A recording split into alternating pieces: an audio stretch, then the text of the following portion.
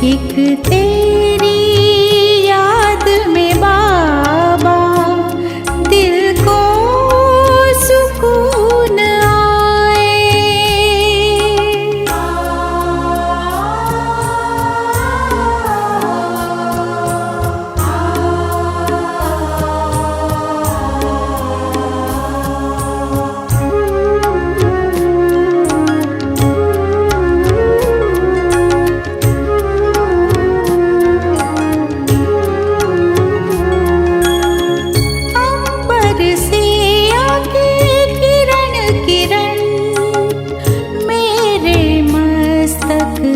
जोत पर जैसे बरखा बरस रही है भूमंडल के।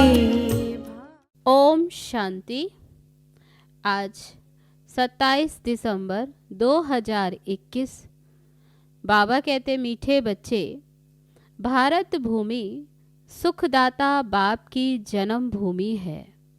बाप ही आकर सभी बच्चों को दुख से लिबरेट करते हैं। प्रश्न है, सबसे ऊंची बड़ी लंबी कहानी कौन सी है जो तुम बच्चों के लिए कॉमन है? उत्तर है, इस ड्रामा के आदि मध्य अंत की कहानी बड़ी लंबी और ऊंची है। इस कहानी को मनुष्य नहीं समझ सकते। तुम बच्चों के लिए ये कहानी बहुत कॉमन है। तुम जानते हो ये ड्रामा कैसे हूबहू रिपीट होता, ये सीढ़ी कैसे फिरती रहती है। गीत है ओम नमो शिवाय। ओम शांति। मीठे मीठे सिकीलदे बच्चों ने महिमा का गीत सुना। किसकी महिमा? ऊंचे ते ऊंचे भगवान की, जिसको पतित पावन दुख हरता सुख करता भी कहते। सुख देने वाले को याद किया जाता है। बच्चे जानते हैं सुख देने वाला एक ही परम पिता परमात्मा है। सभी मनुष्य मात्र उनको ही याद करते हैं। और धर्म वाले भी कहते हैं कि बाप आकर दुख से लिबरेट कर सुख देते हैं, परंतु ये नहीं जानते कि बाप सुख देते। फिर दुख कौन और कब देता है, ये भी तुम समझते हो। नई दुनिया सो फिर पुरानी होती है, तो उनको दुख धाम कहा जाता। कलयुग के अंत के बाद फिर सत्युग जरूर आएगा। सृष्टि तो एक ही है। मनुष्य इस सृष्टि के चक्र को बिल्कुल ही नहीं जानते। इसलिए बाबा पूछते हैं, तुमको ऐसा बेसमझ बनाने वाला कौन है? बाप तो किसको भी दुख नहीं देते। बाप तो सदा सुख देते। तुम जानते हो सुख देने वाले का जन्म स्थान भी भारत में है, तो दुख देने वाले का जन्म स्थान भी भारत में है। भारतवासी शिव जयंती भल मनाते, परंतु समझते कुछ भी नहीं। वह है ऊंचे ते ऊंचे भगवान की जयंती। उनका नाम है शिव। ये किसको पता नहीं पड़ता। रावण को वर्ष वर्ष जलाते रहते, परंतु वह क्या चीज है, वह कब से आया, क्यों जलाते, ये कुछ भी नहीं जानते। ड्रामा के प्लान अनुसार उनको ये पता होना ही नहीं है। बाबा कहते ये भी ड्रामा में नूंद है। बाबा समझाते हैं हर एक का पार्ट अलग अलग है। मनुष्य का पार्ट ही गाया जाता। मनुष्य ही समझदार है, जानवर तो बेसमझ हैं। इस समय मनुष्य भी बेसमझ बन पड़े। ये जानते ही नहीं कि दुख हरता सुख करता पतित पावन कौन है। पतित कैसे बने और पावन कैसे बने, पुकारते हैं परंतु अर्थ नहीं समझते। इस समय है ही भक्ति मार्ग। शास्त्र भी सब भक्ति मार्ग के हैं। शास्त्रों में कोई सद्गति का ज्ञान नहीं। कहते भी हैं ज्ञान भक्ति वैराग्य, बस इतना बुद्धि में आता। इसका भी अर्थ नहीं जानते। ज्ञान का सागर एक ही परम पिता परमात्मा है, जरूर उनको ही ज्ञान देना है। वही सतगुरु सदगति दाता है, इसलिए उनको पुकारते हैं कि आकर दुर्गति से बचाओ। द्वापर में हम पहले सतो प्रधान पुजारी बनते, फिर पुनर्जन्म लेते उतरते आते हैं। जो भी मनुष्य आते हैं सीढ़ी तो जरूर उतरेंगे ही। भल बुद्ध आदि का नाम सीढ़ी में नहीं दिया। अगर उनको दिखाओ भी तो भी उन्हें भी सीढ़ी तो उतरनी है ना। उनको भी सतो रजो तमो में तो आना ही है। अभी तो सब तमो प्रधान है। अब आप समझाते ये शास्त्र सब भक्ति मार्ग के हैं, जिसमें अनेक प्रकार के कर्म कांड हैं। ज्ञान देने वाला एक ही बाप है। ज्ञान सागर ही आकर सच्चा ज्ञान सुनाते हैं। आधा कल्प है दिन, उसमें भक्ति की बात ही नहीं। दिन में कभी ठोकरे नहीं खाते, वहाँ तो सुख ही सुख है। वह बाप का वर्षा तुमको कल्प के संगम पर मिलता है। ये ज्ञान बाप उन्हीं बच्चों को देते जिनको कल्प पहले दिया था, और कल्प कल्प देते ही रहेंगे। उनकी बुद्धि में ही बैठेगा कि रचयिता ही रचना का ज्ञान दे रहे हैं, जिनको कल्प पहले दिया था, और कल्प कल्प देते ही रहेंगे। चित्र कितने बनाते, फिर उनके कैलेंडर्स भी बनेंगे। नई चीज कोई निकलती है तो वह फैलती है। अभी भारत में रचयिता बाप आकर रचता और रचना का ज्ञान दे रहे हैं। ये भी फैलेगा और बाहर सबके पास जाएगा। बाबा कहते हैं ज्ञान बाहर भी जाएगा सबके पास। फिर वह कह न सके कि हम स्वर्ग में क्यों नहीं जाते, सबको पता पड़ जाएगा। ये बना बनाया ड्रामा है, इसमें फर्क पड़ ही नहीं सकता। दुनिया में तो अनेक मत हैं। कोई कहते नेचर है, कोई कहते आत्मा निर्लेप है। पिछाड़ी में एक बाप का ही सुनेंगे, समझेंगे कि बरोबर हम इस ड्रामा के एक्टर्स भी हैं। ये वैरायटी धर्मों का झाड़ है। सबकी बुद्धि का ताला खुल जाएगा, अभी ताला बंद है। तुम्हारे धर्म की बात अलग, बाकी ड्रामा प्लान अनुसार वे स्वर्ग में आ नहीं सकते। हमारा धर्म स्थापक फलाने समय पर आया, क्राइस्ट कोई स्वर्ग में थोड़े ही आया। ये सब बातें इस झाड़ से ही बुद्धि में आएगी, सीढ़ी से नहीं आएगी। तब बाबा कहते सीढ़ी के चित्र से नहीं आएगी। ये सब बातें झाड़ के चित्र से आती। समझेंगे ये सब बना बनाया नाटक है। बाकी योग की बात तुम समझते हो। हम पावन बन बाप को याद करें तो विकर्म विनाश हो। जब योग युक्त हो जाएंगे तब अपना भी पता पड़ जाएगा। रचता और रचना की नॉलेज आगे चलकर सब समझेंगे, अभी नहीं। ड्रामा भी बड़ा युक्ति से बना हुआ है। लड़ाई तो लगनी ही है। अभी तुम्हारी बुद्धि में ये ड्रामा का राज है। अगर कोई नया आ जाता है तो शुरू से लेकर समझाना पड़ता। ये बड़ी लंबी कहानी है बहुत ऊंची, मगर तुम्हारे लिए कॉमन है। तुम जानते हो इस सीढ़ी का चक्र कैसे फिरता। बाप कहते मीठे बच्चे, भक्ति मार्ग में तुमने कितनी तकलीफें ली। ये भी ड्रामा में नूंद है। ये सुख और दुख का खेल तुम्हारे ऊपर बना हुआ है। तुम बहुत ऊंच भी बनते तो नीच भी बनते, गिरावट में भी आते हो। बाबा कहते मीठे बच्चे, मैं इस मनुष्य सृष्टि का बीज रूप हूँ। झाड़ का सारा नॉलेज तो जरूर मेरे पास ही होगा।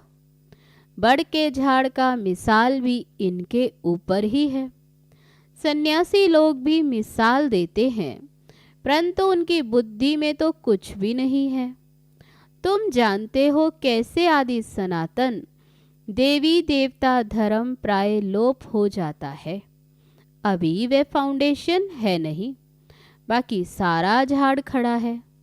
सभी धर्म है, बाकी एक धर्म नहीं है। बड़ का झाड़ भी देखो कैसे खड़ा है, थुर है नहीं, फिर भी झाड़ सदैव हरा भरा। दूसरे झाड़ फाउंडेशन बिगर सूख जाते, क्योंकि थुर बिगर पानी कैसे मिले। परंतु वह बड़ का झाड़ सारा ताजा खड़ा है। वंडर है ये। वैसे ही इस झाड़ में भी देवी देवता धर्म वह है नहीं। अपने को समझते ही नहीं, देवता धर्म के बदले हिंदू कह दिया। बाबा कहते जब से रावण राज्य शुरू हुआ तो देवी देवता कहलाने लायक तो नहीं रहे, तो नाम बदल हिंदू रख दिया। देवताओं के सिर्फ चित्र निशानी जाकर रही। जड़ चित्र दिखाते, बाबा कहते वे तो सिर्फ निशानी, जिससे समझते हैं स्वर्ग में उन्हों का राज्य था। परंतु वह स्वर्ग कब था ये कोई भी नहीं जानते। सत्युग की आयु लंबी चौड़ी कर दी। जो पास्ट हो गया वह फिर अपने समय पर ही रिपीट होगा। वही फीचर्स अभी थोड़े ही हो सकते, वह फिर स्वर्ग में ही होंगे। ये ज्ञान तुम ही समझते हो, बाकी वे सब भक्ति करते पतित बनते रहते हैं। पावन दुनिया थी, तुमको बाप बैठ समझाते हैं। कहते भी हैं आप जानी जाननहार हैं। बाप कहते मैं कोई एक एक के दिल को थोड़ी बैठ जानूंगा। कोई कहते बाबा आप तो सब कुछ जानते हो। हम विकार में जाते हैं, आप सब जानते होंगे। बाबा कहते मैं सारा दिन बैठ ये जानता हूँ क्या? मैं तो आया हूँ पतितों को पावन बनाने। तुम जानते हो हम बाबा से सुख का वर्षा ले रहे हैं, बाकी सब वापस मुक्ति धाम में चले जाएंगे। कैसे जाएंगे इसमें तुम्हारा क्या जाता। बाप ही आकर मुक्ति जीवन मुक्ति में ले जाते हैं। हिसाब किताब चुकतू कर सबको जाना है। तुमको सतो प्रधान बनना है। तुम दूसरे की बात में क्यों जाते हो? तमो प्रधान से सतो प्रधान बनाने वाला एक ही बाप है। भक्ति मार्ग में ज्ञान की रत्ती नहीं हो सकती। कहते हैं ज्ञान और भक्ति। पूछो ज्ञान कितना समय और भक्ति कितना समय चलती, तो कुछ भी बता नहीं सकते। भक्ति अलग चीज है। बाप खुद ही समझाते कि मैं कैसे आता हूँ, किस में प्रवेश करता हूँ। मनुष्य तो भक्ति मार्ग में फंसे हुए होने के कारण मुझे मुश्किल ही पहचानते हैं। इसलिए तुम शिव शंकर के चित्र पर समझाते, वह तो दोनों को ही एक कर देते हैं कि शिव और शंकर एक हैं। तो बताना है शंकर सूक्ष्म वतनवासी और शिव वह है परम धाम के वासी। दोनों के ही स्थान अलग अलग हैं, फिर एक नाम कैसे रख सकते? वह है निराकारी और वह है आकारी। ऐसे थोड़े कहेंगे कि शंकर में शिव का प्रवेश है, इसलिए तुम शिव शंकर कह देते। बाबा समझाते मैं तो इस ब्रह्मा में प्रवेश करता हूँ। तुमको ये किसने बताया कि शिव शंकर एक है? शंकर को तो कभी कोई गॉडफादर नहीं कहते। उनको तो गले में सांप डाल शक्ल ही कैसी बना दी, फिर बैल पर उनकी सवारी दिखाते। शंकर को भगवान तो बिल्कुल ही नहीं मानेंगे। एक शिव बाबा ही भक्ति में सबकी मनोकामना पूर्ण करते। शंकर के लिए तो सिर्फ कहते कि आँख खोली तो विनाश हो गया, बाकी सूक्ष्म वतन में कोई बैल, सर्प आदि थोड़े ही होते।